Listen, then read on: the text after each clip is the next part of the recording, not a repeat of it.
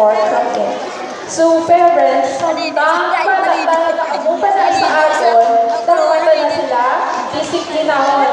We should not wait for the time na sila or kita ang magtangla sa ila.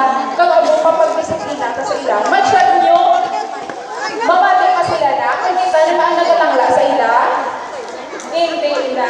So, once natapos sa ako, kinanglan pakulon na, it will be morally wrong sa laing sa tao. Pero, ang knowledge na ma-instill ko na siya, ang mabuild ko siyang personality.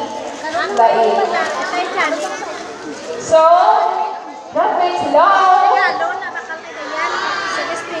Okay. So, congratulations and Godspeed.